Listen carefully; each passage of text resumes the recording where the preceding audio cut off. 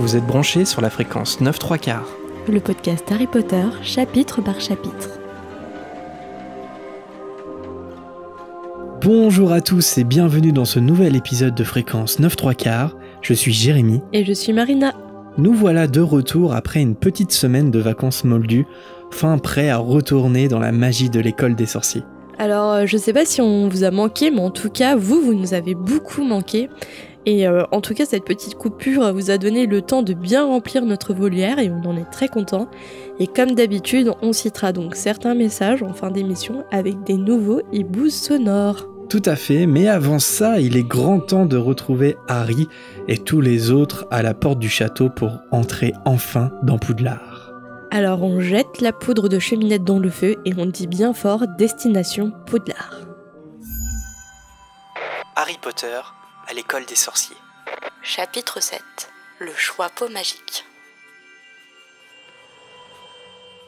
Après les 3 coups portés par Hagrid, l'immense porte d'entrée en chêne massif s'ouvre immédiatement. Dans l'encadrement se trouve une grande sorcière qui est décrite avec des cheveux noirs, une longue robe vert émeraude et le visage sévère. La première impression que la sorcière donne à Harry, c'est celle d'une personne qu'il vaut mieux éviter de contrarier.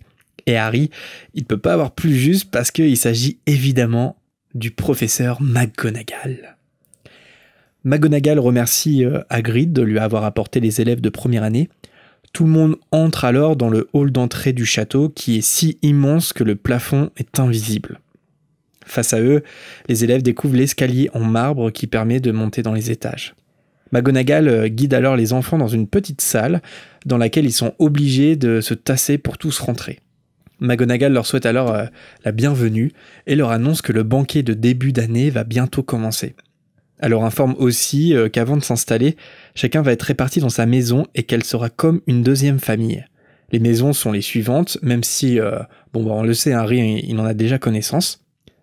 Il y a Gryffondor, Poufsouffle, Serre d'Aigle et Serpentard. McGonagall, elle poursuit en expliquant que chaque maison a sa propre noblesse, que les élèves ils pourront aussi faire gagner ou faire perdre des points à leur maison en fonction de leur travail et de leur comportement. Et enfin, elle leur explique qu'à la fin de l'année, la maison avec le plus de points remporte la coupe des 4 maisons. Toi, tu penses que tu aurais été une bonne élève ou pas? Tu aurais fait remporter beaucoup de points, Gryffondor, si tu étais à Poudlard? Au collège, non, parce que j'étais assez timide. Mais après, je sais pas, dans un monde parallèle, si j'avais été une sorcière, peut-être que j'aurais été une genre de Hermione Granger. C'est les vieux, ça, pas les vieux arts. Tu te serais révélée dans l'univers sorcier.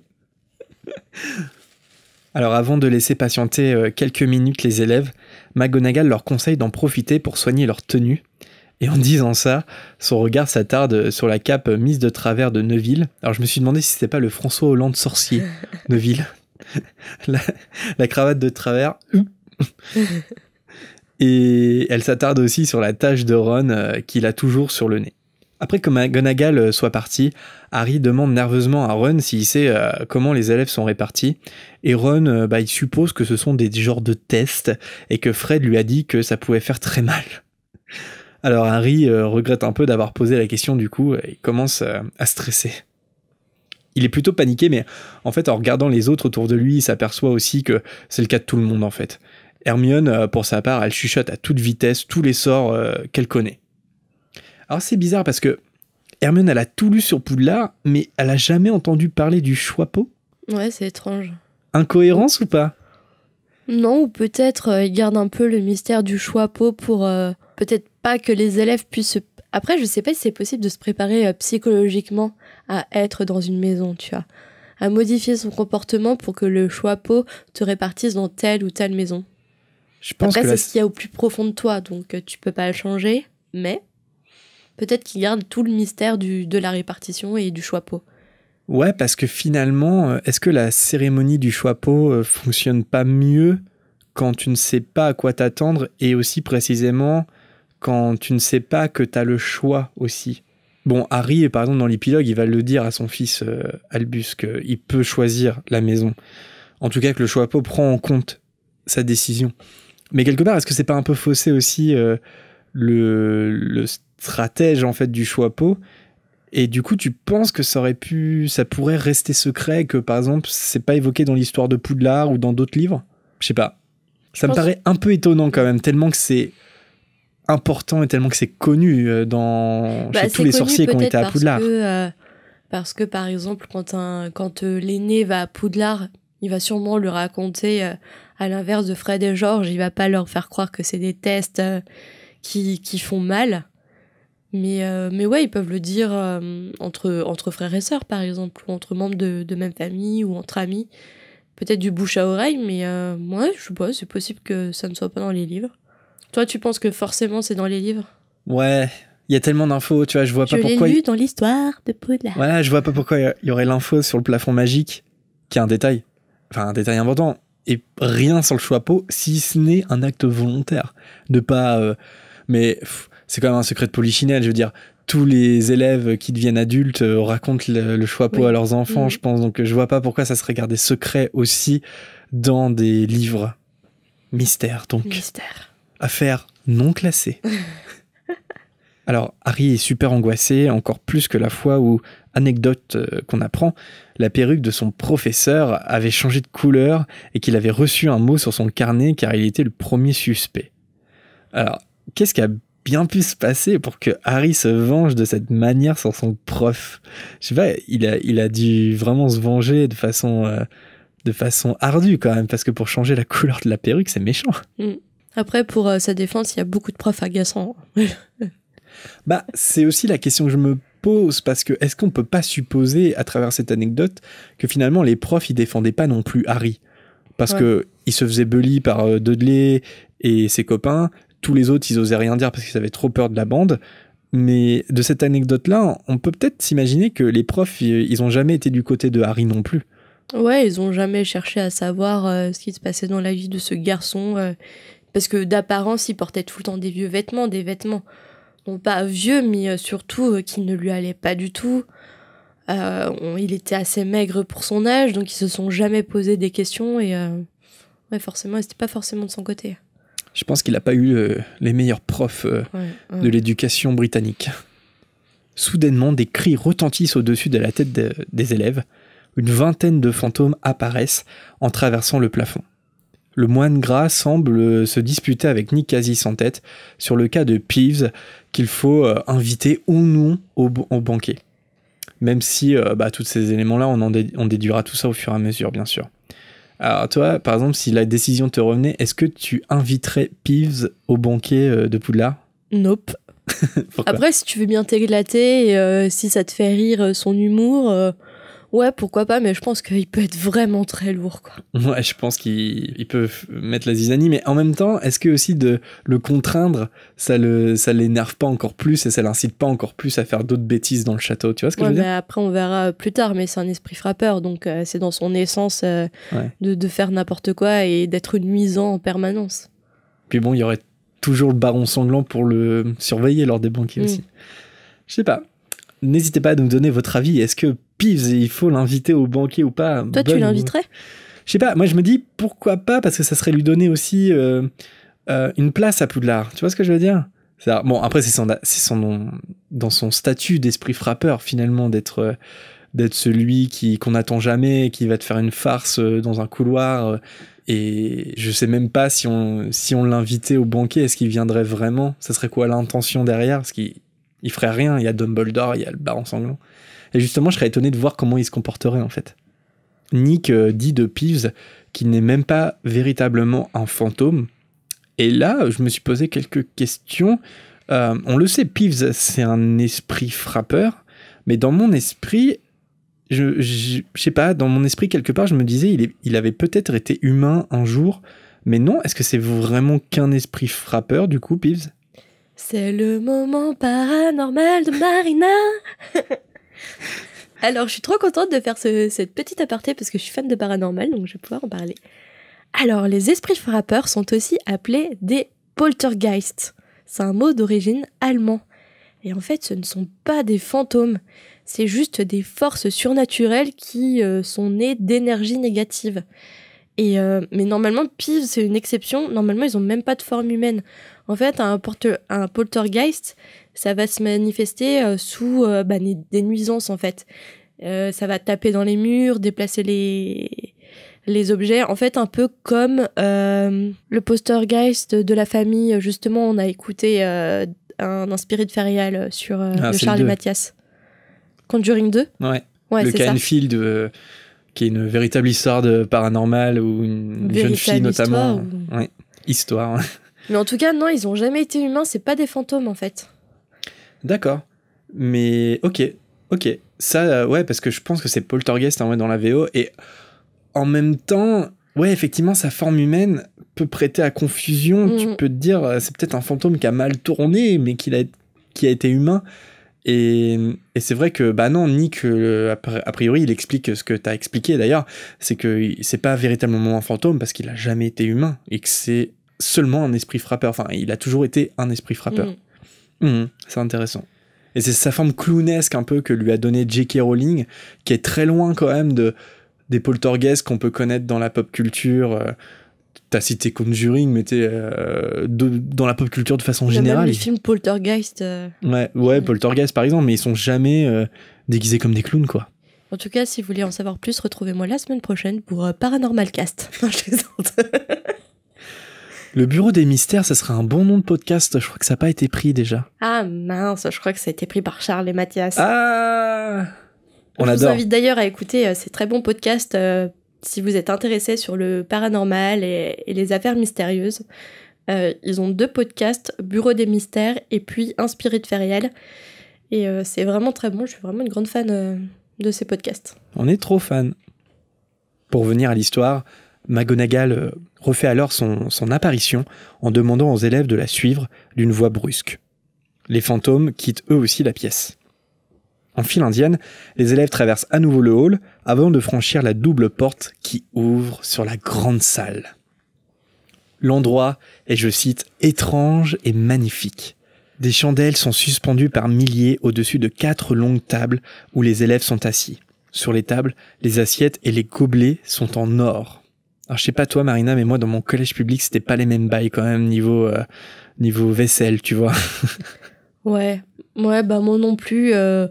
Mon collège dans la campagne bourguignonne, c'était vraiment pas Poudlard. Tes couverts étaient pas en or ? Ouais, non. Au bout de la salle, les professeurs sont autour d'une autre table. Alors petite anecdote, la grande salle de Poudlard, elle est inspirée par une véritable grande salle qui existe dans la vie moldue. C'est celle du Christ Church à Oxford, l'un des plus prestigieux collèges du Royaume-Uni. Je sais pas si t'as déjà vu des images de cette grande salle, Marina ? Non, je n'ai jamais vu. J'ai vu l'extérieur, mais j'ai pas vu la grande salle. C'est un peu plus étroit, mais c'est vraiment le même principe. Dans mon souvenir, il y a 3 tables, tu vois, il n'y a pas la place, il n'y a pas la largeur pour mettre 4 tables comme dans Harry Potter. Donc on imagine que c'est quand même plus grand dans l'esprit de J.K. Rowling. Par contre, c'est rempli de portraits partout, et la disposition des tables avec les couverts, c'est exactement comme c'est décrit dans Harry Potter. Et d'ailleurs, Oxford, c'est vraiment un lieu à visiter si vous êtes fan d'Harry Potter et notamment fan des lieux de tournage. C'est vraiment... moi, j'y suis jamais allé et j'adorerais le faire. Il y a des scènes qui ont été tournées ailleurs, dans Oxford, qui est une ville magnifique par ailleurs, comme au collège Sainte-Marie, où vous pouvez retrouver des scènes de jardin ou des scènes de couloirs qui ont été tournées là-bas, ou alors à la Bodleian Library, où ont été filmées les scènes de bibliothèque ou les scènes à l'infirmerie, par exemple, des magnifiques salles avec des plafonds majestueux. Bref, il y a vraiment de sacrées visites Harry Potter à faire si vous êtes du côté d'Oxford. On y va quand ? McGonagall aligne les premières années et tous les autres élèves les fixent. Harry regarde le plafond et Hermione lui murmure que c'est un plafond magique qui imite le ciel comme elle l'a lu dans l'histoire de Poudlard. Par contre, elle a zappé les pages sur le chapeau. McGonagall, elle installe un tabouret devant eux et elle y dépose un vieux chapeau pointu. Alors la première idée qui vient à l'esprit de Harry à ce moment-là, c'est que on allait peut-être lui demander d'y faire apparaître un lapin. Et j'adore cette pensée écrit par le narrateur, parce que ça montre bien que Harry vient d'un milieu moldu, en fait, avec des a priori sur la sorcellerie. Pour lui, le modèle sorcier, c'est Sylvain Mirouf. Je sais pas s'il y a un Sylvain Mirouf Mais britannique. que devient-il? Sylvain Mirouf, si tu nous écoutes. Hein. Donne-nous des nouvelles, on s'inquiète. Pour ceux qui sauraient pas, il faisait des vidéos. Moi, j'avais les cassettes de Sylvain Mirouf qui expliquaient des tours de magie. Ouais. Et j'avais pour aussi les plus jeunes, je pense qu'ils le connaissent pas. Hein. Ça fait un moment qu'il n'exerce plus, enfin en tout cas à la télé. Et j'avais aussi je crois hein, que j'avais des classeurs de magie et je pouvais voir aussi les vidéos en fait qui mettaient en place les tours de magie. Voilà. Je pensais que j'étais un sorcier en fait quand j'étais plus petit. ça allait loin.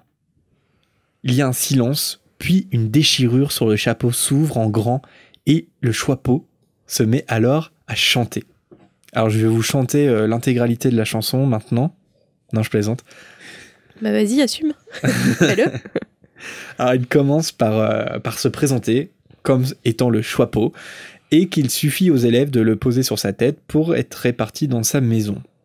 Le Choixpeau poursuit en présentant chaque maison avec les qualitatifs suivants. Gryffondor, donc. Wouh. Gryffondor, il dit qu'ils sont courageux, hardis et forts. Poufsouffle, il évoque qu'ils sont justes, la loyauté, le travail, la patience.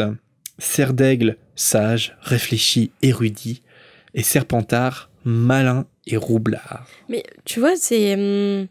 Bon, après, c'est peut-être les caractéristiques de ton comportement qui s'affirment le plus, qui aident le Choixpeau à choisir. Mais on est tous un mélange un peu des 4 maisons. Tu vois ce que je veux dire? En fait, c'est juste les caractéristiques qui prédominent dans ton caractère. Ouais, je pense que t'as des ascendances, tu vois. Mais après, comme tu le dis, je pense qu'il y a quelque chose qui prédomine quand même. T'as une sensibilité qui prédomine. C'est-à-dire que tu peux être roublard Dans certaines situations, je peux être totalement une Serpentard. Ouais. Et le jour d'après, une Serdaigle.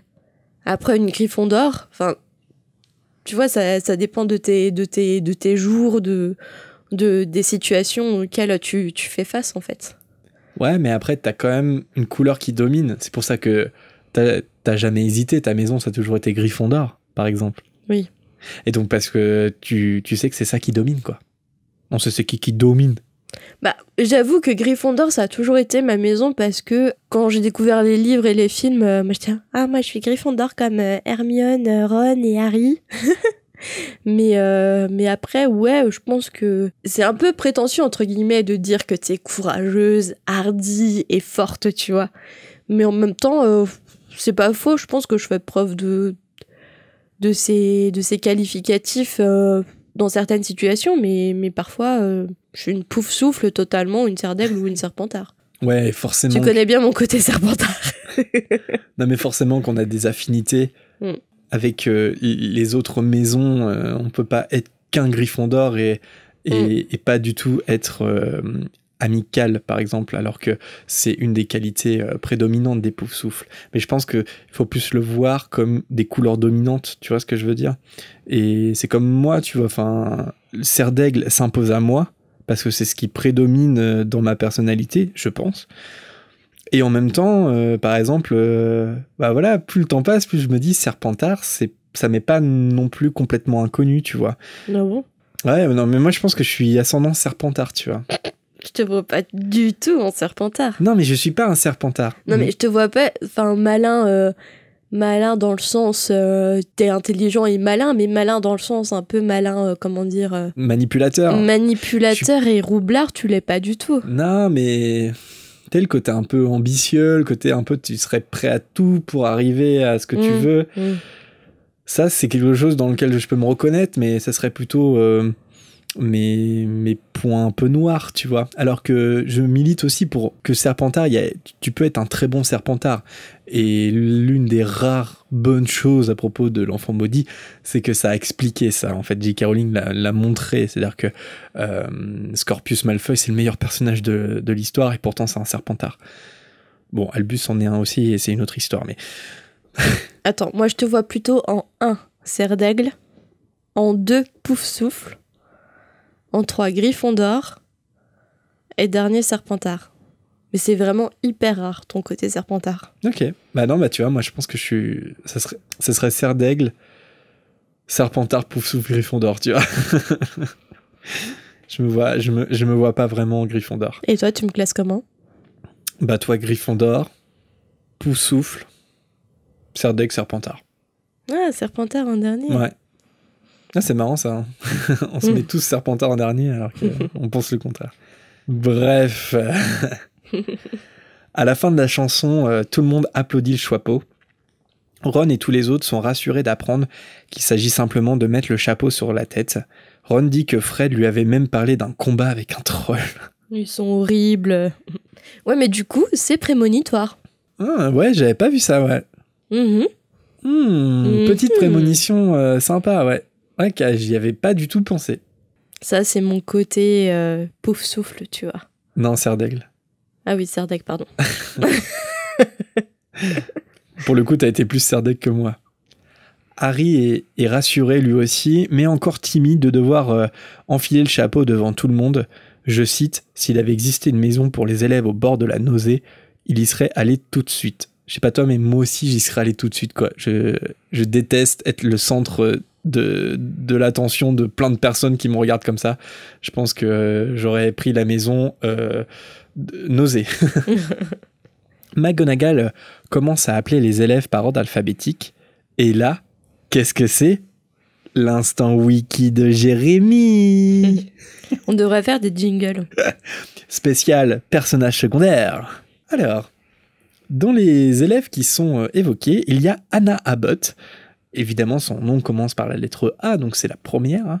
Anna Abbott est répartie à Poufsouffle. Alors, Anna Abbott, elle est complètement absente des films, ou presque, mais c'est un personnage qui reviendra pourtant régulièrement dans la saga, souvent auprès de Ernie Macmillan. D'ailleurs, en 5e année, ils seront tous les deux préfets, et ils feront partie de l'armée de Dumbledore. Dans Le Prince de Sang-Mêlé, elle apprend le décès de sa mère, et elle quitte Poudlard, mais elle sera bien présente à la bataille dans les Reliques de la Mort. Information Pottermore également, elle se marie avec Neville Londubat et elle devient la patronne du chaudron baveur où le couple habite. Tu le savais ça, Marina? Non. Et ben voilà, ça a été un écrit de J.K. Rowling parce que non, Neville Londubat ne finit pas avec Luna Lovegood. Moi, c'est ce que j'avais cru. C'est ce que les films veulent te faire croire. Mais oui. Mais ce n'est pas le cas et l'ambiguïté d'ailleurs qui existe entre Neville et Luna, notamment dans les Reliques de la Mort, elle est beaucoup moins prononcée dans le livre en fait. C'est-à-dire que à la fin du livre, on se dit pas qu'ils vont finir ensemble, alors que dans le film, il y a un plan notamment après la bataille où ils se tiennent la main, ou je sais plus ce qu'ils font, mais alors que ça n'a pas lieu d'être, parce que dans l'esprit de J.K. Rowling, ces deux-là ne finissent jamais ensemble, ils ne sont pas amoureux. Neville finit avec Anna Abbott, mais elle est pas dans les films, donc bon. Susan Bones, elle aussi, est répartie à Poufsouffle. Alors, on a un petit peu parlé dans une précédente émission, je sais plus si c'était la précédente d'ailleurs. Donc, on va faire un peu l'impasse sur elle. Terry Boot est le premier cerf d'aigle à être réparti. Terry Boot, my man. Cerf d'aigle. C'est un futur membre de l'armée de Dumbledore également. Il se fera torturer par les carreaux lors de la dernière année dans les Reliques de la Mort. Il y a Mandy Brocklehurst, qui part aussi à Serre d'Aigle. Si elle ne vous dit absolument rien et que vous êtes pourtant ultra accro et fan des livres, c'est normal, on n'a aucune info sur elle, c'était juste le plaisir. Si vous avez une fanfiction, vous pouvez l'écrire sur Mandy Brocklehurst, elle est à Serre d'Aigle. Lavande Brown est la première à se retrouver à Gryffondor. Bon, c'est un personnage qui est beaucoup plus développé par la suite, notamment lors de l'épisode Run Run. Mais développé pas dans le bon sens. Hein. Ouais. Et bon, bref, on aura le temps d'y revenir dans tous les cas. Millicent Bulstrode est envoyée à Serpentard, cette fois. C'est une élève souvent moquée pour son physique. Elle est grande et carrée. Dans la chambre des secrets, elle sera l'adversaire d'Hermione au club de duel et Hermione croira qu'elle a récupéré un de ses cheveux. Et on sait tous comment ça va terminer. Fait intéressant, le nom Bulstrode apparaît sur la tapisserie de la famille Black, puisque Violetta Bulstrode est mariée avec Cygnus Black, deuxième du nom. Donc là, on est quand même assez loin dans l'arbre généalogique. Il s'agit des arrière-grands-parents. mais comme quoi toutes les familles de sang pur sont liées ouais. d'une façon ou d'une autre. Justin Finch-Fletcher, non seulement d'être le personnage le plus imprononçable de la saga Harry Potter, il est réparti aussi à Poufsouffle. C'est un nez moldu, Justin. Il est gentil, mais assez pompeux. Enfin, en tout cas, à chaque fois, il m'énerve un peu, Justin Finch-Fletcher. Mais enfin bon. C'est un gros admirateur de Lockhart dans la Chambre des Secrets. Et il soupçonnera fortement Harry d'être l'héritier de Serpentard après l'épisode du serpent pendant le club de duel. Voilà. Il finira d'ailleurs pétrifié après avoir vu le basilic à travers Nick Quasi-Centelle. Karma. Le karma, ouais. Il sera toutefois membre de l'armée de Dumbledore aussi, et il combattra dans les reliques de la mort. Hermione est bien sûr répartie à Gryffondor. Alors elle va révéler que le Choixpeau voulait l'envoyer à Serdaigle, donc ça elle le révélera dans l'Ordre du Phénix, si je dis pas de bêtises.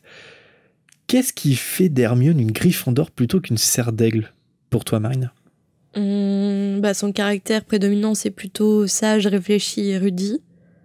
Mais c'est quand même une femme sacrément badass. Ça va être révélé tout au long de la saga.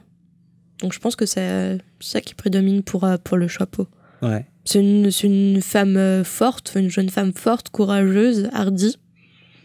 Donc ouais, ça me paraît logique. Je trouve qu'Hermione, elle prouve que c'est une Gryffondor et pas une Serdaigle à la fin de l'école des sorciers, justement. Parce que je trouve que pendant toute l'école des sorciers, on peut se demander, mais pourquoi elle n'est pas Serdaigle ? Enfin, je veux dire, elle a toutes les qualités d'une Serdaigle et tous les défauts aussi.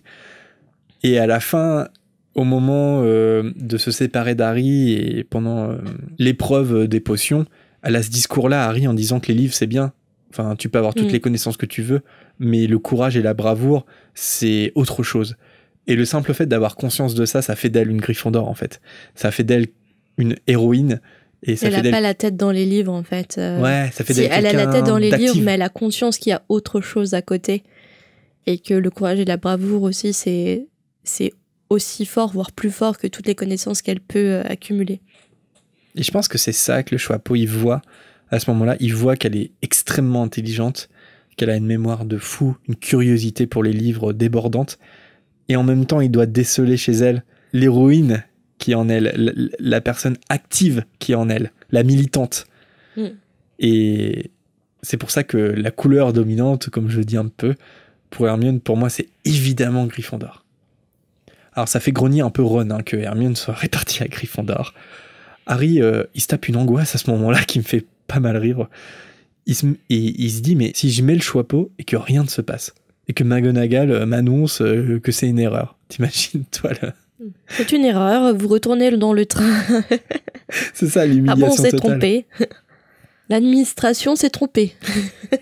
Après avoir trébuché, Neville est lui aussi réparti à Gryffondor, puis il repart avec le chapeau.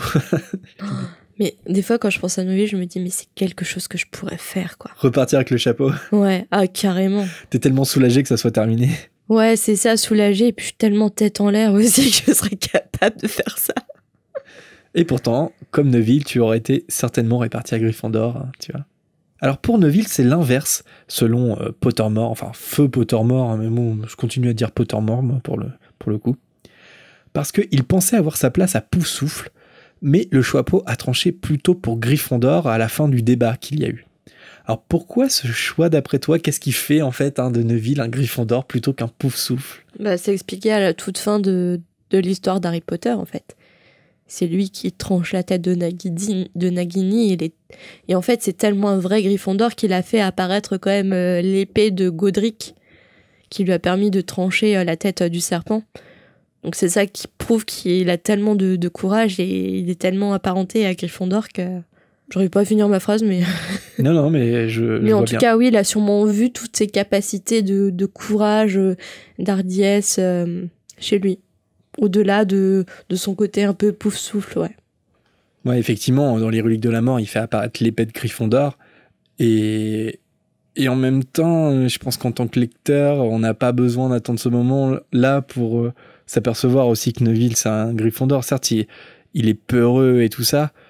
Il va devenir petit à petit le combattant. Pareil, à la fin de l'école des sorciers, il se retourne contre ses amis. Et ça, c'est quelque chose que met en valeur Dumbledore. Et ça a tout l'air d'être une valeur de Gryffondor de faire ça. Drago est évidemment réparti à Serpentard. Alors contrairement à Neville ou Hermione, le Choixpeau, il a à peine frôlé sa tête qu'il prend direct sa décision. Malfoy a un petit sourire et il part rejoindre Crabbe et Goyle à la table des Serpentards. Il y a l'évocation d'autres personnages comme une Moon, donc c'est son nom, Moon comme la lune, et c'est un fait intéressant parce qu'il s'agit en fait d'une ébauche pour Luna Lovegood que J.K. Rowling avait d'abord pensé appeler Lily Moon. Incroyable, non? Mais finalement, ce personnage sera pas du tout développé. Ça deviendra en fait plus ou moins Luna Lovegood. Il y a un certain Nott, N-O-T, c'est un nom de famille connu de Mange-Mort qu'on reverra plus tard, pardon. Il s'agit très certainement de Théodore à ce moment-là. Son père s'est fait prendre au département des mystères et c'est pourquoi Slughorn n'invitera pas Théodore dans son club. C'est Blaise Zabini qui l'explique à Drago dans Le Prince de Sang Mêlé. Comment ça, il s'est fait prendre au département des mystères? Tu sais, il fait partie des Mange-Morts en fait qui ont été arrêtés par le ministère tout simplement après la bataille. Pansy Parkinson est à Serpentard évidemment, ça sera la copine indécollable de Drago, future préfète et membre de la brigade inquisitoriale d'Ombrage, et toujours présente pour se moquer du physique des autres, c'est sa spécialité, Pansy Parkinson, un très très bon personnage. Les jumelles Patil sont citées aussi à ce moment-là. Alors Parvati, c'est intéressant parce qu'elle sera à Gryffondor et Padma, qui est pourtant sa jumelle, elle va aller à Serre d'Aigle. Ouais, je me rappelais plus de ça. Et ouais, dans le film, on a l'impression qu'elles sont toutes les deux à Gryffondor, notamment parce que quand Harry demande aux jumelles pour qu'elles soient leurs cavalières à lui et Ron, elles sont toutes les deux dans la chambre commune en fait de Gryffondor. Sauf que Padma, en soi, elle a rien à y faire parce qu'elle est à Serre d'Aigle. Donc comme j'ai dit, ce sont les futures cavalières déçues de Harry et Ron lors du bal de Noël, et toutes deux feront partie de l'armée de Dumbledore. Elles combattront aussi pendant la bataille de Poudlard. Un autre nom est prononcé, celui de Sally Ann Perks, mais on n'a aucune info, mais c'est surtout un moyen d'introduire bientôt Harry Potter, qui est appelé par McGonagall. Quand il est appelé, des murmures s'élèvent aussitôt dans toute la salle. Harry Potter, Harry Potter. Harry Potter, Harry Potter, Harry Potter. Le Harry Potter. Le Choixpeau le plonge dans le noir et il entend alors réfléchir à voix haute. Le Choixpeau hésite beaucoup parce qu'il voit en fait du courage, de l'intelligence, du talent, mais aussi une envie de faire ses preuves. Harry, à ce moment-là, il espère de toutes ses forces qu'il ne sera pas réparti à Serpentard. Alors le Choixpeau, forcément, il entend sa pensée. Il est étonné parce qu'il pense que Serpentard pourrait le mener vers le chemin de la grandeur. Qu'est-ce qui aurait bien pu se passer si Harry avait été à Serpentard? Je sais que c'est le sujet de beaucoup de fanfiction, mais c'est passionnant. Est-ce qu'il se serait fait influencer par Drago et compagnie Il serait devenu bestie avec Drago. Est-ce que son entourage a eu une grande influence sur ses choix? Telle est la question. C'est un peu ce qui se passe dans l'Enfant Maudit. Rowling, elle a fait ça, quoi. Tout le monde pense que Albus, le fils de Harry Potter, comme James avant lui, va se retrouver à Gryffondor, et puis finalement, boum, Serpentard, grand blanc, grosse ambiance. Et on peut se demander ce qui aurait pu se passer, mais est-ce qu'il serait devenu quelqu'un de mauvais?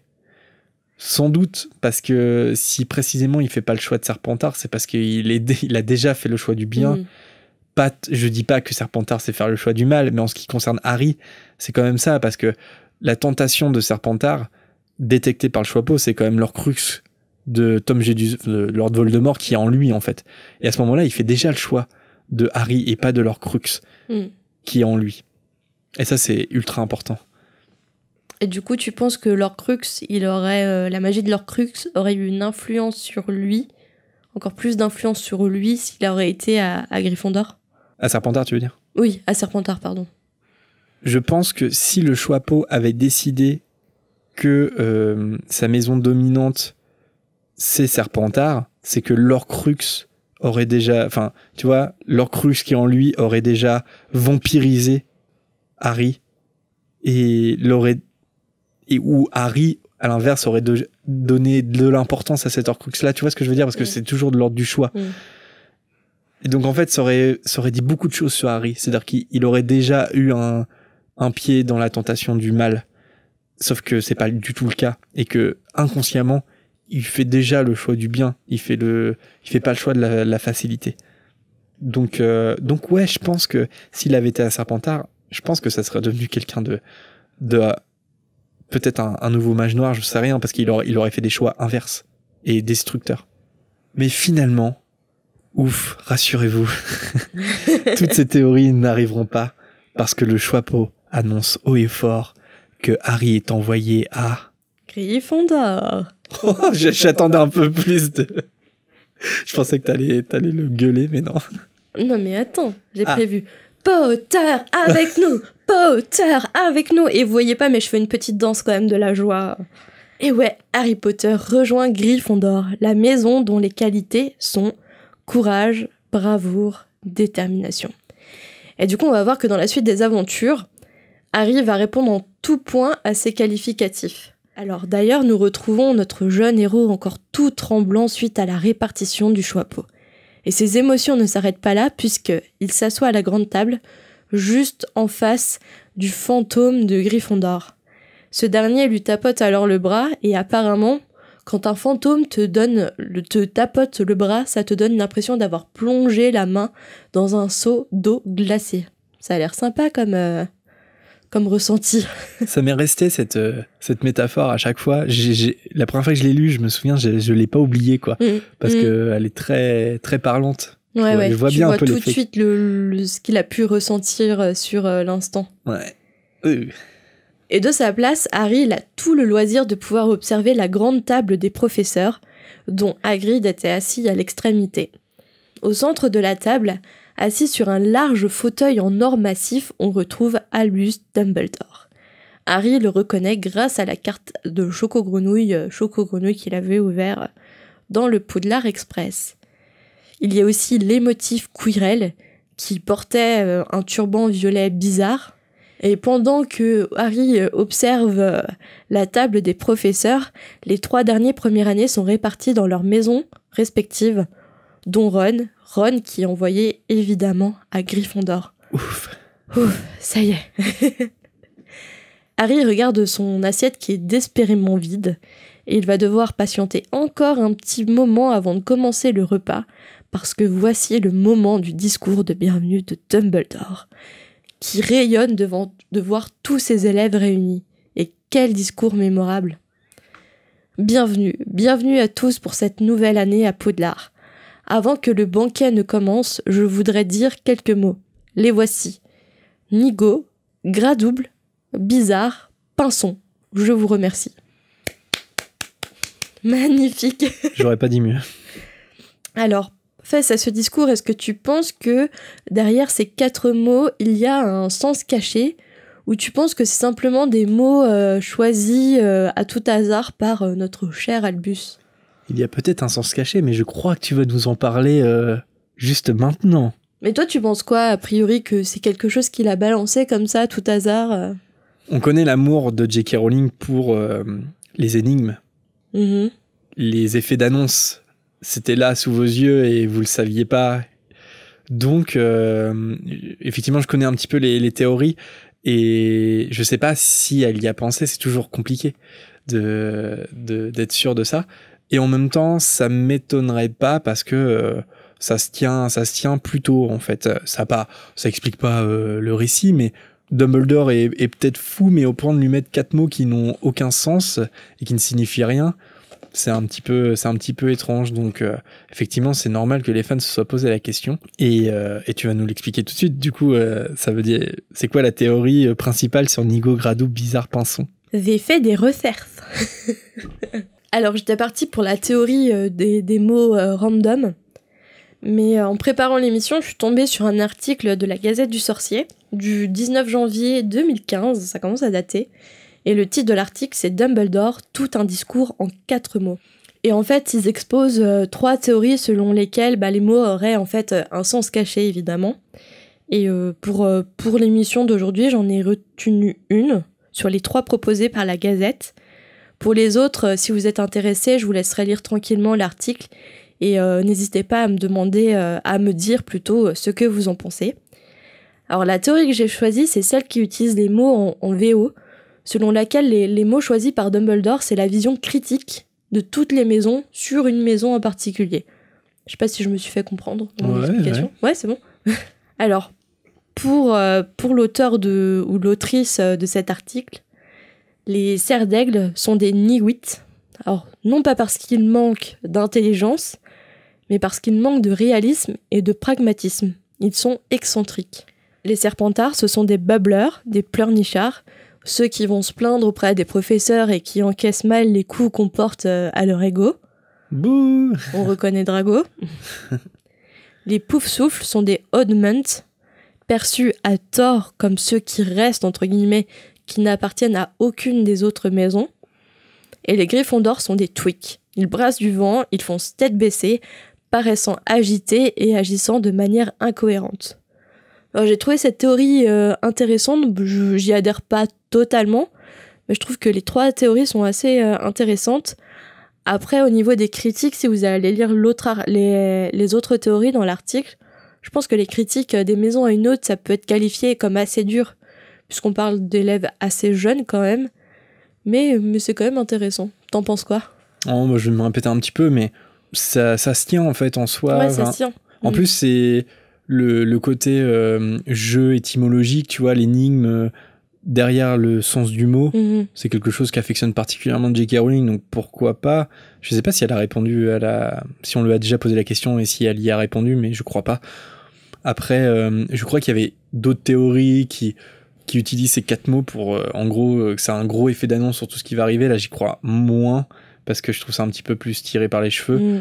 Et surtout, en fait, ce qu'il faut toujours se méfier dans les théories, c'est que quand on a une théorie, par exemple, là, on aimerait que les mots expliquent quelque chose, et donc on va toujours trouver un moyen de connecter, en fait, de faire des connexions alors qu'il n'y en a pas forcément. Et d'essayer de lire entre les lignes, alors parfois, il n'y a pas lieu d'essayer de trouver des interprétations.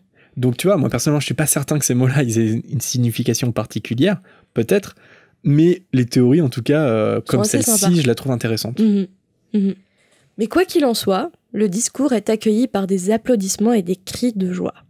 Mais il est quand même logique qu'après ce discours, Harry se demande si Albus est fou, et Percy lui dit qu'en fait, c'est un génie. Bon, génie, ok, mais peut-être un peu fou. L'un ne va pas sans l'autre. Voilà. Et vient enfin l'heure du repas. Alors, au menu, nous avons roast beef, poulet, côtelettes de porc et d'agneau, et j'en passe niveau viande, parce que pour l'instant, c'est pas le fun pour les végétariens. Enfin, si là on arrive sur du gratin de pommes de terre, des légumes d'hiver, sauce somptueuse, ketchup et des bonbons à la menthe. Bah. C'est assez étrange quand même de mettre en plat principal des bonbons à la menthe. Alors c'est peut-être parce que c'est simplement des bonbons qu'affectionne J.K. ou pas, parce qu'on retrouve déjà les bonbons à la menthe, je sais pas si tu te souviens, dans le début du chapitre du chemin de traverse, quand Harry cherche dans la poche du manteau d'Hagrid de quoi payer le hibou qui apporte la gazette. Mais tu sais qu'en plus, les bonbons à la menthe, ça explique tout ce qui va se passer ensuite. Ouais, non, elle doit aimer les bonbons à la menthe. Mais ouais, c'est pas très végétarien friendly. Non, Poudlard, je pense qu'on tirerait un peu... Nous, on n'aurait pas grand-chose à manger. Hein. Ouais, non. Ça serait souvent... Beaucoup de légumes. Ce serait légumes, pommes de terre. C'est ça. Comme à Noël. Coucou notre famille. Soyez un peu plus inventifs. Je crois qu'on va pas être invités cette année. Donc Harry il reste bouche bée devant cette quantité de nourriture. Les Dursley, évidemment, ne l'avaient jamais privé de nourriture, mais il n'avait quand même jamais mangé à sa faim. Le fantôme regarde Harry manger, parce que il lui dit qu'il n'a pas mangé depuis 500 ans. Et là, il en profite pour se présenter comme Sir Nicholas de Mimsy Porpington, le fantôme résident de la tour de Gryffondor. Et Ron, là, avec beaucoup de tact, il demande si c'est bien lui, Nick quasi sans tête, parce qu'en effet, ses frères lui avaient déjà parlé de lui. Et encore avec plus de tact, Seamus Finnegan, Hello Devon, demande comment est-ce qu'on peut être quasi sans tête. Et la réponse est simple, Nick qui prend son oreille gauche entre ses deux doigts et la tire vers le haut. Et là, sa tête, elle bascule alors vers la droite et tombe sur son épaule. Elle paraît rattachée à son cou comme une charnière. Et il semble en effet que quelqu'un a essayé de le décapiter sans succès, d'où le nom de quasi sans tête. Mais il paraît quand même satisfait d'avoir captivé l'attention des premières années, et il leur fait savoir en même temps qu'il espérait qu'il compte sur eux pour gagner la coupe des 4 maisons, parce que Serpentard, elle a gagné 6 fois de suite, et que ces victoires rendent le baron sanglant, le fantôme de la maison, horriblement prétentieux. Il a un peu l'esprit de compétition, Nick. Hein. Oh, McGonagall aussi. Hein. Ouais. La compétition est très présente chez les Gryffondors. Et justement, en parlant du baron sanglant, Harry le regarde. Et le baron sanglant, c'est un fantôme qui a les yeux vides, le visage émacié. Et surtout, il a les vêtements maculés de sang aux reflets argentés.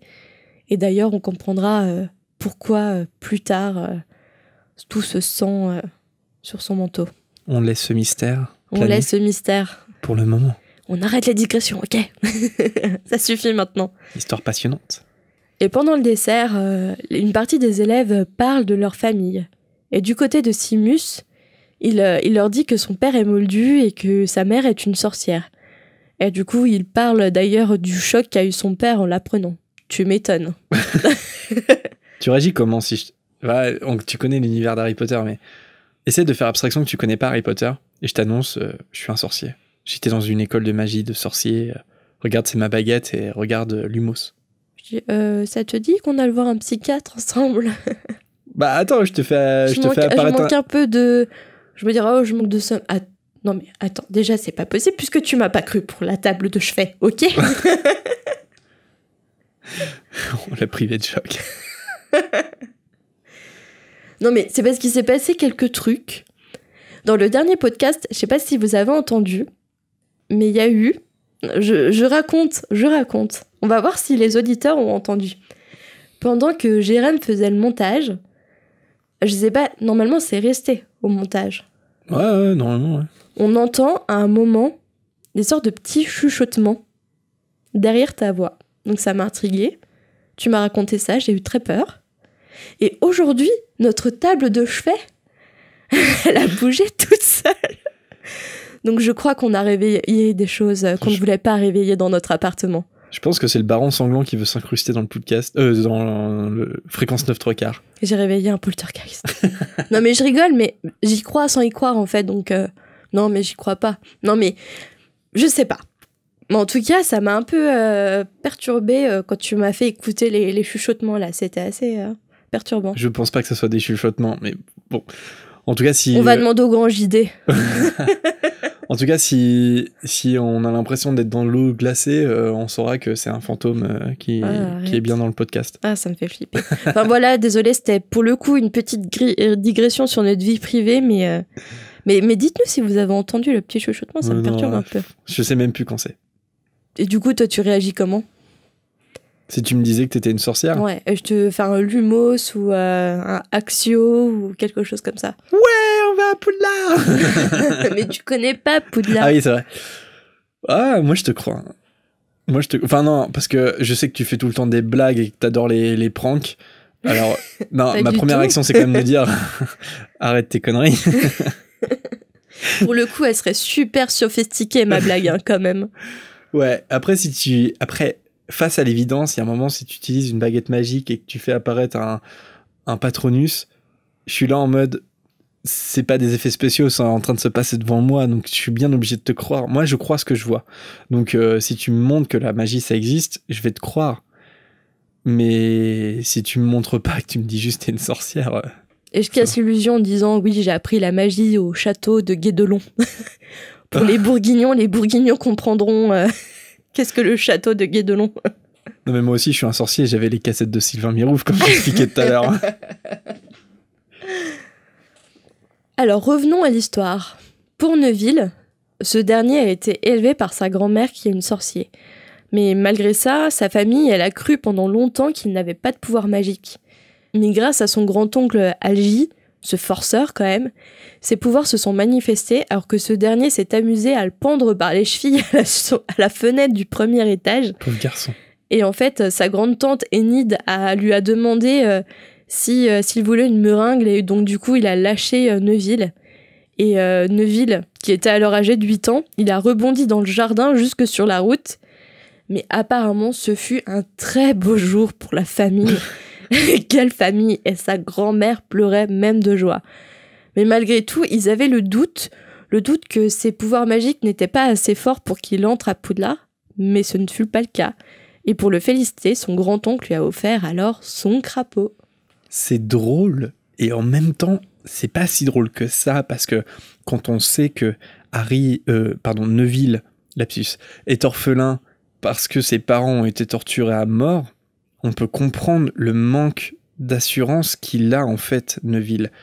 Et non seulement il n'a pas ses parents, mais en plus en grandissant et en apprenant la vérité et en la conscientisant, il peut se dire mais moi, ça se trouve, je suis pas sorcier et en plus, je serai jamais des combattants comme eux. Et tu vois ce que je veux dire? Il doit, à l'intérieur de lui-même, Neville, il devait avoir un complexe très grave. Je pense qu'il a eu une enfance assez difficile. Je pense qu'il n'a pas été malheureux avec sa grand-mère, mais mentalement assez difficile quand on sait ce qui est arrivé à ses parents. Ouais, puis sa famille qui l'a élevé, ils étaient pas forcément bienveillants avec lui. Hein. Comme on le voit là, hein, tu vois, genre le pendre par la fenêtre, c'est pas ultra drôle, tu vois. Et... Ouais, il y a eu plusieurs tentatives ultérieures quand même. Donc, je pense qu'ils auraient eu un comportement différent que Neville. Ça se trouve, il aurait eu beaucoup plus d'assurance. Il serait pas l'enfant timide et maladroit qu'il est devenu à l'âge de 11 ans quand il rentre à Poudlard. Ils auraient eu plus de foi en lui, il aurait été différent. Ouais. Non mais t'imagines, ils l'ont lâché. Il aurait pas eu de pouvoir magique. Bah, ils auraient pleuré, mais c'est parce qu'il est mort. Ouais, c'est grave quand même. Et du côté d'Hermione et Percy, les deux parlent de cours. Et évidemment, Hermione, elle espère que les cours vont commencer tout de suite, car il y a tant de choses à apprendre, notamment la métamorphose. Donc de son côté, Harry, après toutes ses découvertes et ses émotions, il commence à être fatigué. Il observe à nouveau la table des professeurs. Donc Hagrid, de son côté, évidemment, il vide son gobelet. Alors, tu fais pas une imitation de Hagrid qui donne un peu, ça m'a fait tellement rire. L'auditrice qui t'a dit que ton imitation d'Hagrid ressemblait à Jean-Marie Le Pen, c'était vraiment très drôle quand même. Il est bien bon ce whisky, n'est-ce pas? Non, par contre, je verrais bien... on a le temps d'ici là, mais je verrais bien Maugrey Folleuil un peu en Jean-Marie Le Pen. Ouais. Physiquement? Bah, même dans... En fait, dans le monde des sorciers, Jean-Marie Le Pen, il aurait eu l'œil de Maugrey Folleuil. Il le cache, en fait. Vadra, n'est-ce pas? On va s'arrêter là. Hein. Oui, je crois qu'on va s'arrêter là. On a trop imité. Et de son côté, McGonagall, elle discute avec Dumbledore. Et Quirrell, lui, il parle avec un homme au teint cireux et aux cheveux gras. Et ce dernier, cet homme, il lève la tête au-dessus du turban de Quirrell. Et à cet instant, Harry il ressent une douleur fulgurante à sa cicatrice. Et en fait, cette douleur, il la ressent parce que... Plus tard, il va penser que c'est à cause de Rogue, mais en fait, c'est parce qu'il a fixé, en fixant Rogue, il a eu un contact visuel avec le turban de Quirrell, où se trouve Voldemort, et ce qui a prouvé la douleur, mais ça, Harry, il le sait pas encore. Et attends, quoi? Voldemort, il est derrière... Tu veux dire, il est derrière la tête de Quirrell ou... Bah oui, non? Bah oui. Mais attends, on le sait pas, ça? Tu m'as spoilé, en fait, là. Alors Marina, j'ai vraiment vu dans ses yeux qu'elle a eu un doute. Elle a vraiment pensé qu'elle avait dit une bêtise, c'était trop drôle. Ouais, c'est marrant. Hein. Puis après, tu dis que c'est moi qui prank. Ouais, c'est moi qui prank. Et en plus de cette douleur, il a la sensation que cet homme ne l'aime pas. S'il savait. Si tu savais. Harry, il demande alors à Percy qui est l'homme qui parle à Quirrell.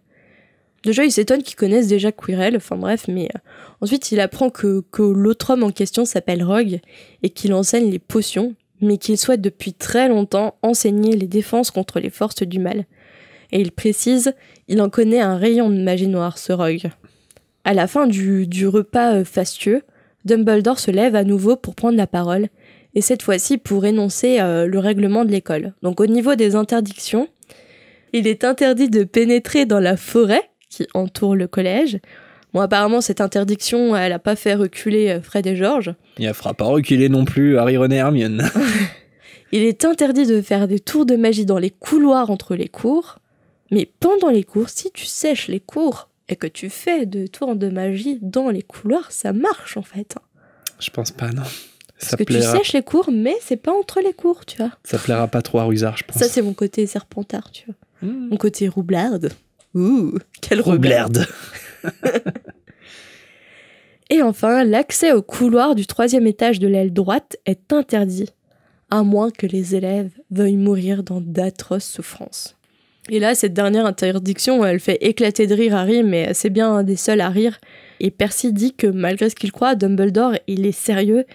Même si Percy, il est un peu offusqué parce que d'habitude, il explique pourquoi. Surtout, il explique pourquoi au préfet. Pourquoi il y a cette interdiction.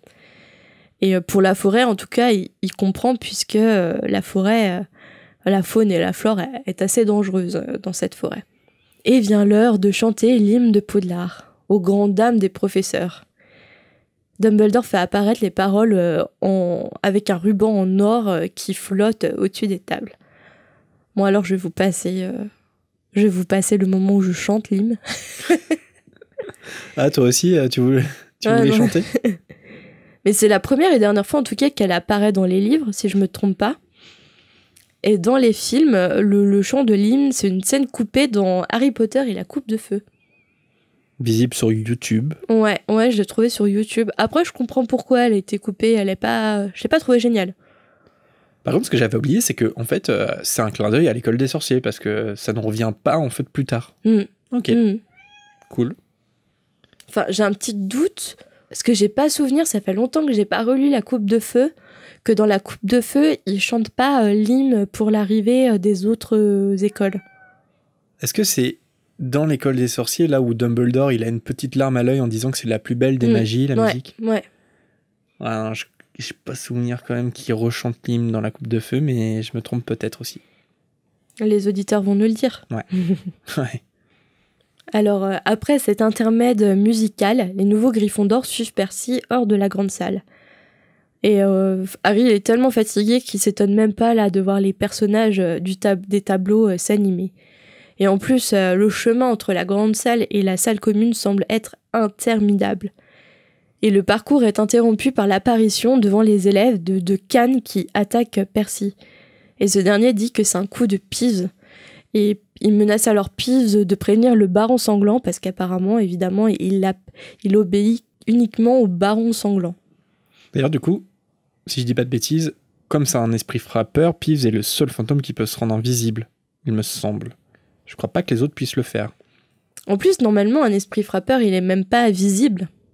Ouais, mais là, il choisit. C'est juste une force, quoi. Mais donc, du coup, je sais pas. J'en parle comme si ça existait vraiment.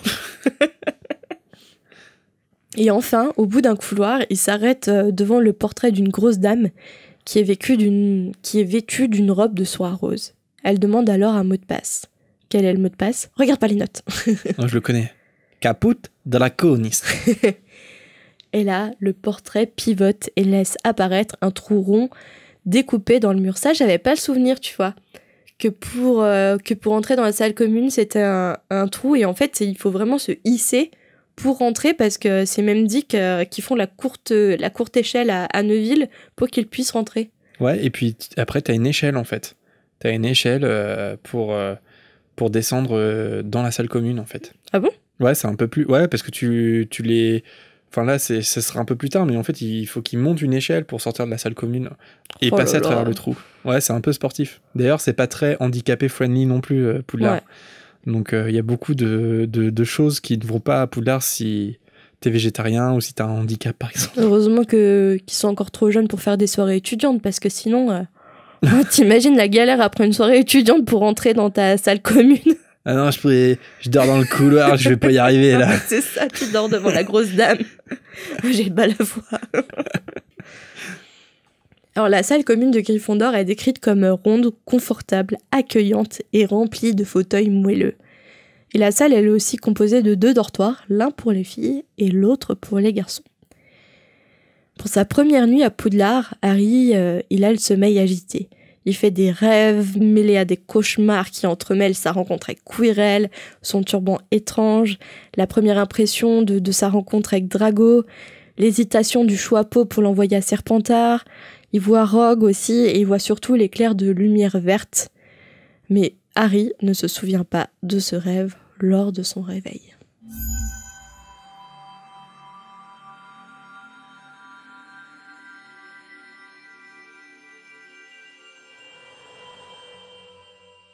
Merci Marina pour ce nouveau chapitre, le Choixpeau magique. Merci Jérémy. Il est temps pour ta rubrique préférée. Tu l'as préparée, j'espère, cette fois. Elle est dans ma tête. Ouais, non, mais j'ai bien vu que tu l'avais préparée. Donc, à la fin du chapitre, comme vous devez sans doute le savoir, on s'amuse à renommer le chapitre de façon plus ou moins sérieuse. Et donc, Marina, toi, si tu devais renommer le chapitre, comment tu ferais ? Harry Potter à l'école des sorciers, chapitre 7, une nouvelle vie commence. Bah, c'est bien. T'osais pas parce que c'est son premier titre de chapitre sérieux, en fait. Ouais, c'est ça. Moi, c'est pas sérieux. Parce que je l'ai nommé Harry Potter à l'école des sorciers, chapitre 7. Harry se retrouve en 6e B. Tu me fatigues. Je plaisante. Merci pour ta réaction. Hein. Merci pour ce blanc absolument gênant. Enfin voilà, n'hésitez pas à nous envoyer vos titres de chapitres si vous êtes particulièrement inspiré avec ce chapitre 7. Et quant à nous, il est temps de vous retrouver, vous, avec vos messages qui se sont retrouvés dans la volière.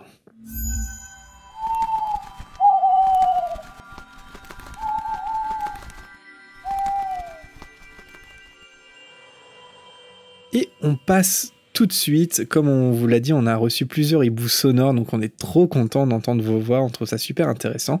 Et on commence donc avec un premier hibou sonore d'Axel. Salut Fréquence 9-3/4, un hibou pour rebondir sur le chapitre 6. Ce qui m'avait choqué un peu à l'époque, c'était de voir Ron et Hermione utiliser la magie un peu en mode YOLO, genre on n'a jamais suivi de cours de magie, il y a personne de compétent pour nous surveiller, mais on va quand même tenter les sortilèges sur les êtres vivants. Moi je me suis toujours dit que si j'avais été en première année à Poudlard, j'aurais une peur bleue de sortir la baguette sans être sur la surveillance d'un professeur qui puisse intervenir en cas de problème. Parce que la magie, ça a l'air dangereux quand même. Certes, la plupart du temps, quand on rate un sortilège, rien ne se passe, mais on a quand même quelques exemples d'accidents graves de baguette, et notamment celui de la mère de Luna. Bref, j'aurais voulu savoir si vous aussi vous auriez été un peu plus prudent, ou si vous auriez foncé tête baissée dans l'utilisation de la magie, un peu comme Ron et Hermione. Voilà, super podcast, vous êtes au top. Merci Axel pour ton message, et toi aussi tu es au top. Je pense que j'aurais carrément foncé tête baissée, j'aurais fait plein d'expériences. Et je pense même, me connaissant, j'aurais peut-être eu un avertissement parce que durant les vacances, j'aurais tenté des trucs chez moi avec la magie. Je sais pas si tu peux recevoir un avertissement, c'est ça aussi le truc, c'est qu'il y a une tolérance en fait. Avant que tu sois à Poudlard, du coup, certes t'as la trace, mais tu peux pas être renvoyé de Poudlard avant même d'y être rentré. Si bien que Hermione, elle s'est exercée avec sa baguette magique, mais elle est pas du tout inquiétée par rapport à ça, parce qu'elle a même pas commencé sa scolarité.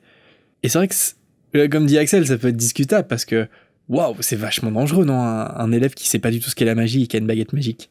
Oui, tu testes même pas un peu dans le tout petit sortilège. Ouais, je pense. Attends, t'as une baguette chez toi, elle te fixe, tu la fixes. Tu peux pas la laisser sans essayer de faire quelque chose. Après, concernant les sortilèges sur les espèces vivantes, donc Axel, il évoque Ron avec le rat. Je pense que la différence, c'est quand même que Ron, il a toujours vécu dans un univers sorcier. Ouais. Et je pense que il a conscience du danger, et en même temps, la notion de danger, elle est différente pour les sorciers. Et je pense qu'il sait que même si le sortilège rate, c'est pas pour autant que il va tuer Croutard. Ouais. Mais en vrai, il pourrait le faire quand même. Enfin, en tout cas, il pourrait lui faire très mal. Donc, c'est juste que les sorciers, ils sont un peu, comme il dit, YOLO, quoi. C'est un peu des pitres et des fois, ils ont pas trop la notion du danger, quoi. Des pitres. Des pitres. Et oui, vous n'avez pas entendu ce mot depuis Un peu 1997. des fifous. Mais effectivement, un peu comme toi, je pense que j'aurais expérimenté quelques trucs quand même. Ouais. Mais pas au point de le faire sur mon animal, quoi. Ah, même si t'avais trouvé un petit sortilège qui empêchait Wheezy de miauler le matin pour nous réveiller. Extincto miolus. Allez, on passe à un autre hibou sonore, celui de Kara. Hello la fréquence, j'espère que vous allez bien. Je réagis un peu à votre dernière vidéo, enfin votre dernier podcast, par rapport aux baguettes. Alors moi j'extrapole un peu, j'ai ma propre vision de la magie, mais pour moi un sorcier peut changer de baguette à plusieurs reprises dans sa vie, parce que quand on est enfant, à 11 ans, quand on n'a jamais travaillé sa magie, pour moi le potentiel n'est pas au maximum, et on peut devenir, en la travaillant, beaucoup plus puissant au fil des ans. Donc, changer de baguette, une baguette qui correspondrait mieux à l'évolution du sorcier.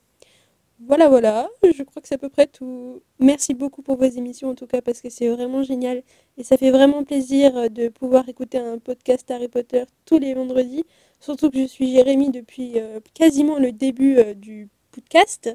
Ou plutôt, je ne sais pas s'il se souvient, mais quand Ben HPTS avait fait de la pub sur sa chaîne. Voilà, encore merci, bye. Merci Kara, et oui, je m'en souviens. La petite publicité de Ben HPTS pour le podcast. D'ailleurs, s'il veut nous refaire une petite publicité pour Fréquence 9 3/4, il n'y a pas de souci. Hein. Voilà, ça nous avait fait gagner pas mal d'abonnés. Merci pour ton message. Alors effectivement, est-ce que l'évolution d'un sorcier, c'est un peu synonyme d'évolution de baguette magique à un moment? Est-ce que tu vois un peu les choses comme Kara, toi Marina, ou pas? Est-ce que tu penses que les sorciers ils changent volontairement de baguette régulièrement? Régulièrement, non. Mais comme on avait vu chez Ollivanders, il avait dit que certaines certaines baguettes... Les fameuses tablettes sorciers. Il est passé à la Apple Watch sorcière. du coup, tu m'as déconcentré. Que certaines baguettes étaient mieux pour la métamorphose, par exemple. Donc, je pense que oui, en première année, tu sais pas forcément quelle matière est ta préférée, ou tes affinités, ou tes compétences sont les plus fortes dans une matière. Et je sais pas si tu trouves que tu es compétent en métamorphose, tu peux peut-être aller voir à nouveau Ollivanders pour expliquer ce qui se passe, et que tu aimerais une baguette qui soit plus en adéquation avec ta matière, enfin tes sorts préférés. Ouais, ça c'est possible. Moi, je me dis aussi, si je suis sorcier, je serais quand même hyper flippé d'avoir une seule baguette magique. Parce que si je la perds, si on me la subtilise, j'en ai plus. Et je me dis, mais pourquoi les sorciers, ils ont pas au moins 2-3 baguettes en rap, Une baguette tu vois, de rechange. Hein? Où tu fais des doubles de tes baguettes comme les clés, tu vois. Le serrurier Ollivander. C'est ça. Non, mais tu vois, c'est hyper flippant parce que autant en avoir plusieurs, comme ça au moins t'es sûr de jamais être à court de baguettes. Ouais. Et puis ça peut être aussi ultra badass. On n'a jamais vu de sorcier qui... Après, c'est cher une baguette ou pas? Je me souviens plus. Wow, et aussi peut-être l'argent, le côté financier qui pèse aussi. Ouais, mais vu l'importance que ça a, je pense que ça mérite de mettre de l'argent dedans. L'iPhone, c'est important aussi, c'est pas pourtant autant que j'ai le dernier. Hein. Non, je plaisante. Non, mais on n'a jamais vu par exemple de sorciers se battre avec plusieurs baguettes. Genre une baguette à chaque main. Ce serait ultra stylé, non? Non, mais c'est vrai. Et ça me fait penser au même Voldemort où Voldemort il a le cordon de la Wii, tu sais, pour avec la baguette là. Et en fait, j'ai l'impression qu'avec le Expelliarmus, il perd sa baguette, Harry, en fait, il l'a parce qu'il a le cordon de la Wii. Ça m'a fait trop rire. Ouais, mais non, ça serait ultra stylé en vrai. T'imagines une cape, à l'intérieur de la cape du sorcier, t'as genre 4-5 baguettes magiques différentes. Ultra stylé, non? Instant Matrix, je sais pas. Pourquoi? Est-ce qu'il y a des sorciers qui font ça? Moi, en tout cas, ça me traverserait l'esprit. En tout cas, ça me tracasserait d'en avoir qu'une seule, quoi. Ouais, pourtant, ça a l'air d'être le cas de la majorité des sorciers. Et c'est tout pour les hiboux sonores. Et maintenant, on passe à un message d'Eliott qui nous dit « Dans le tome 1, Harry a la désagréable impression que Rogue lit dans ses pensées. Et à ce moment-là, Harry, il le soupçonne de vouloir voler la pierre. D'après vous, est-ce que Joanna Rowling avait prévu qu'il était en fait Legilimens ?» Oui. Toi, tu penses que oui? Moi, je pense que oui, mais je suis toujours de la team en mode Rowling. Je pense qu'elle a prévu un peu tout. Je sais pas si elle avait prévu aussi loin. Je pense qu'elle avait prévu les intrigues jusqu'au 4, 3, 4 et encore, mais pas au-delà. Après, elle a toujours dit que l'épilogue a été écrit depuis le départ. Donc, elle a forcément... Ouais, l'épilogue, mais... Moi, je pense que c'est évident qu'elle a la structure narrative, ou en tout cas le squelette narratif de chaque tome d'Harry Potter quand elle écrit le premier. Elle sait que dans le 6, Dumbledore va mourir et que c'est Rogue qui va le tuer, par exemple. Ça, j'en suis certain. Oui, mais ça, c'est, comment dire, le climax, la mort de Dumbledore. Je sais pas si j'utilise le bon terme, le climax. Mais après, de là, tous les petits détails et toutes les petites particularités des personnages, ça, je sais pas. Non, les petits détails, non. Et puis, on en a même la preuve, par exemple, dans les Reliques de la Mort, elle avait prévu qu'Arthur Weasley meure. Donc, par exemple, quand elle écrit les livres, dans son esprit, Arthur Weasley va mourir. Et puis, finalement, non, puisqu'elle a troqué, si on peut dire ça, Arthur Weasley avec Lupin. C'est bien que Lupin et Tonks meurent tous les deux. Et Arthur Weasley, c'est comme ça, c'est cruel. Mais... Et ça, elle a décidé un peu sur le tard. Donc, elle a décidé des choses sur le tard. Elle en a sans doute imaginé aussi. Mais pour moi, après, je sais pas, c'est peut-être le film que je me fais, mais elle a la structure de tout ce qui va se passer. Et elle le prouve à plein de reprises, où dès le premier, t'as des trucs, mais qui vont arriver dans le 5 ou le 6. Et je vois pas comment ça peut être quelque chose qu'elle rattrape après coup. Je pense qu'il y a énormément d'anticipation de la part de J.K. Rowling. Et le fait que Rogue soit un Legilimens, je veux dire, il faut pas attendre longtemps pour le savoir. Hein. Dans l'Ordre du Phénix, c'est pas si loin que ça. Et je pense que l'Ordre du Phénix, elle a la structure de l'Ordre du Phénix dans sa tête, bien établie quand elle écrit le premier. Je me trompe peut-être que voilà, je lui donne un peu plus d'importance. Moi, je pense que tu te trompes. Non, je plaisante. Non, mais peut-être... Évidemment, on considère tous que c'est une génie, et moi, je considère vraiment que c'est une génie d'écriture et d'univers, et je suis toujours épaté par la richesse de son univers, et je vois pas comment elle aurait pu arriver à un résultat pareil sans anticiper ce qui allait arriver. Je veux dire, son univers, il a des plot holes, il a des petits oublis, des petites imprécisions, voire des erreurs, des incohérences. C'est normal, elle est pas surhumaine. Hein. Évidemment, mais il se tient tellement l'univers sur 7 livres et en plus on le sait dans les collections qu'il y a eu, dans les expositions, elle schématise beaucoup en fait, elle a des tableaux avec tous les personnages, ce qui va se passer, tout ça. Donc je pense que oui. Enfin, tout ça pour dire que Rogue, je pense qu'elle sait qu'il est Legilimens depuis le début. C'était quoi ce râle que t'as eu ? Ouais, j'ai eu un râle. Alors, c'était pas le fantôme du podcast. Là, pour le coup, c'était ma gorge. Un prochain message de Flo, qui est Floriane ou Florence. Enfin, en tout cas, c'est une fille, je ne sais pas. Florine. Florette. J'arrête. Flol. Non, pardon. Pas drôle.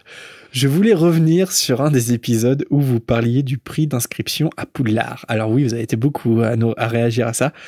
J.K. Rowling a confirmé sur Twitter en 2015 que l'école était gratuite et que les frais liés à l'éducation étaient pris en charge par le ministère de la Magie. Voilà, j'aime beaucoup l'idée de votre podcast. Continuez ainsi. Merci Flo. Et effectivement, vous avez été quelques-uns à nous renvoyer vers le tweet de J.K. Rowling qui a dit que l'école était gratuite. Et moi, ce que j'adore avec La Volière et nos auditeurs, c'est que nous, on prétend pas du tout être des experts d'Harry Potter. On fait ça parce qu'on est fan et c'est toujours un plaisir de parler de la saga et de creuser. Mais ce qui est hyper intéressant, c'est que vous êtes calés, quoi. À chaque fois, on reçoit des messages qui nous apprennent des nouvelles choses sur Harry Potter. Et je suis toujours hyper impressionnée par les connaissances des auditeurs. Et c'est ça qui est intéressant dans nos échanges, en fait, c'est que c'est un échange. Nous, on vous propose un podcast où voilà, on parle du chapitre, on rigole un peu, mais vous êtes vraiment une plus-value pour nous apporter des nouvelles informations sur Harry Potter. Mais en fait, voilà. dès qu'on dit, dès qu'on fait une imprécision ou qu'on dit une petite erreur, on sait qu'on peut compter sur vous pour rectifier le tir, et ça, c'est cool. Ouais. Et maintenant, un message de Nanou. Hello, la fréquence Potterhead. Petite question concernant le chapitre du chemin de traverse. Après avoir essayé la moitié du stock de baguettes d'Ollivander, Harry trouve enfin la sienne qui se manifeste donc par une sensation de chaleur dans la main. Cette fameuse chaleur. Et là, je me suis dit, oh tiens, elle va rebondir sur notre blague, mais non. et l'apparition d'étincelles rouges et or. What a surprise! Ouh. Ça va, j'ai fait un bon accent, Jérémy? Ouais. Merci pour ta réaction. Je me sens un peu seule. Y aura-t-il un clin d'œil, une destinée quant à la future maison de Harry à Poudlard? Qu'en pensez-vous? Coïncidence? Ça se tient. Ouais, ça se tient. Ouais. J'avais pas forcément fait le rapprochement, mais ouais, ça se tient carrément. Moi, je pense que c'est pas forcément une coïncidence. Non, c'est peut-être, pour le coup, c'est peut-être fait exprès. Rouge et or, Gryffondor. Harry, en fait, c'est un Gryffondor avant même qu'il le sache. Un prochain message de J-Hugh. Bonsoir, j'ai écouté votre dernière émission sur le chemin de traverse. Attends, t'as écouté l'émission sur le chemin de traverse? Genre, t'étais sur le chemin de traverse quand t'as écouté l'émission? Alors ça, je tiens à préciser que apparemment tu aimes beaucoup cette blague puisqu'il me l'a déjà fait en off. Et j'avais déjà laissé un silence gênant. Mais apparemment tu l'aimes beaucoup cette blague au point de la refaire. Non mais je vois que J-Hugh a de la chance, monsieur est sur le chemin de traverse. Mais non, c'était l'émission à propos du chemin de traverse. Tous compris. Ouais, je pense que vous aviez compris de toute façon. Elle était top, mais je me suis demandé un truc. Hagrid a récupéré les morceaux de sa baguette cassée pour les mettre dans son parapluie et faire un peu de magie. Mais on sait que les baguettes sont très européennes. J.K. Rowling a même dit que certaines écoles n'en utilisent plus. Pourquoi Hagrid n'a pas cherché à apprendre une autre forme de magie? Dans le monde de Harry Potter, on dirait parfois que seule la baguette peut permettre de faire de la magie. Si on la casse, tu ne peux plus rien faire. Sauf qu'on sait que c'est faux. On dirait que le ministère fait un peu peur, entre guillemets, à ces sorciers, en leur disant « Attention, si vous êtes pas sage, on casse votre baguette et vous pourrez plus faire de magie, blablabla. » Mais en fait, si, parce que on dirait que les sorciers sont pas des flèches parfois. Les elfes de maison, du coup, ils sont pas les seuls à ne pas se rendre compte qu'on les manipule. On peut peut-être préciser que à la suite de son message, J.Hugh nous a mis le lien d'un écrit de J.K. Rowling sur l'école de magie africaine, où effectivement elle précise qu'ils n'utilisent pas de baguette magique dans cette école-là, et qu'il y a une autre culture de la magie, et qu'en fait ils se servent de leurs mouvements de main. Et c'est vrai qu'on peut se poser la question, pourquoi, si les sorciers peuvent le faire, pourquoi ils le font pas plus que ça? Par exemple en Europe ou aux États-Unis, parce qu'on a vu avec les Animaux Fantastiques, ils ont tous des baguettes magiques. Après, c'est peut-être une certaine pratique de la magie qui doit être travaillée. Tu vois, par exemple, parce qu'au départ de leur apprentissage, les sorciers doivent prononcer le nom du sortilège pour que ça marche. À la fin, ils ont tellement évolué dans leur magie qu'ils n'ont même plus besoin de prononcer le sort qu'ils veulent jeter. En fait, ça se lance rien que par la pensée. Donc je pense que c'est une certaine... des traditions qui doivent être travaillées au niveau de la magie et que ouais, ça doit être un vrai travail pour réussir à ne pas utiliser de baguette. Ouais, c'est un apprentissage particulier. Ouais, je pense aussi. C'est pour ça que j'ai utilisé le terme de culture de la magie. Je pense que tu peux avoir un apprentissage par la baguette magique, ce qui est le cas des Européens ou des Américains, par exemple.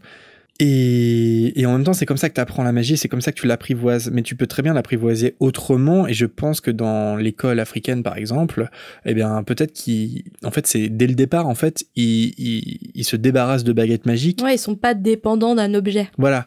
Mais en même temps, ça demande énormément d'entraînement, ça demande des années d'études. C'est sûr. Et après, c'est peut-être comme apprendre une langue, tu vois. Peut-être que quand par exemple, t'as fait ta scolarité à Poudlard, t'es britannique, et ben peut-être que tu peux t'intéresser à d'autres formes de magie, comme une forme de magie africaine qui n'utilise pas de baguette magique. Mais c'est comme apprendre une langue étrangère, en fait, ouais, et ça demande du travail. Je le vois un peu comme ça. En tout cas, c'était hyper intéressant. Ouais. J'étais pas du tout au courant. Et ensuite, nous avons un message de Fantastic Poppy. Bonjour, j'avais une petite question. Vous avez dit que dans votre dernier podcast, je crois, que si l'oncle Vernon et la tante Pétunia avaient su que Harry avait tout cet or, ils lui auraient volé. Mais ce n'est pas possible car ils n'ont pas la même monnaie. Voilà, j'espère que vous pourrez répondre à ma question. Alors que ouais, j'avoue, c'est une théorie qu'on a fait en débattant tous les deux. Après, je pense que c'est pas la même monnaie, certes, mais si on pousse le vice de Vernon et Pétunia, ils auraient été capables de faire fondre les matériaux précieux et en faire quelque chose. Mais après, c'est vrai qu'on a extrapolé sur la théorie du vol de l'or de Harry. Après, de toute façon, c'est un débat qui est pas rationnel de base, puisque ils pourraient pas aller chercher, même s'ils en avaient connaissance, ils pourraient pas aller dans le coffre-fort chercher l'or de Harry, ça serait impossible. Juste que, par exemple, si ça se retrouve sur leur table de cuisine, donc c'est pas rationnel du tout, mais c'est sur leur table de cuisine, c'est des galions, des mornilles, des noises, ça appartient à Harry, est-ce qu'ils les font pas fondre? Je pense qu'ils trouveraient un moyen, tu vois, pour utiliser cet argent. Oui, ils vont revendre ça, tu sais, comme il y a pas loin de chez nous, là, la boutique hors cash ou je sais pas trop quoi. Vendez votre or. Ouais, c'est ça. Devenez riche. Merci pour vos messages. On n'a pas forcément cité tout le monde, alors quelques petits big up, notamment à Sacré Soch, qui était en voyage à New York et qui nous a envoyé sur Instagram une photo de la devanture du Lyric Theatre où est joué Kurt Child. Voilà, pensez à nous, donc ça fait plaisir. Et merci également à Sylvie Nazara sur Insta qui nous a informé qu'on était cité dans un article du Monde.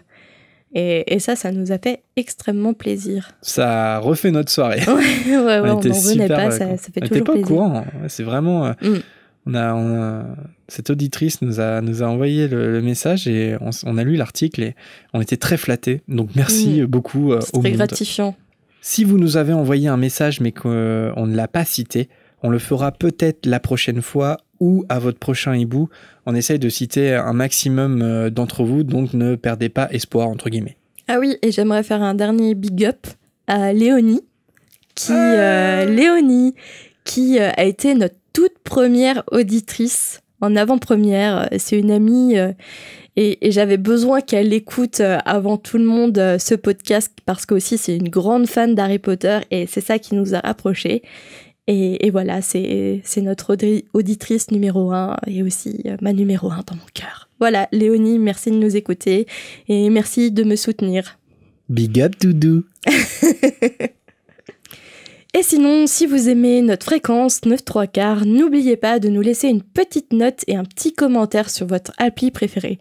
D'ailleurs, un gros cœur à ceux qui nous l'ont fait récemment sur iTunes, notamment Edwige49, Roxheim, désolé si je prononce mal ton pseudo, Louvliane et Nico Réagi. Merci énormément. Et merci à tous pour vos réactions et l'intérêt que vous portez à notre podcast. Et on espère que ce nouvel épisode vous a plu et que vous écouterez le prochain avec autant de plaisir. On est joignable sur nos réseaux sociaux, Facebook, Twitter, Instagram, sur YouTube ou encore sur notre boîte mail Modus si vous préférez. L'adresse est en description. À la semaine prochaine pour une nouvelle émission. À bientôt. Salut.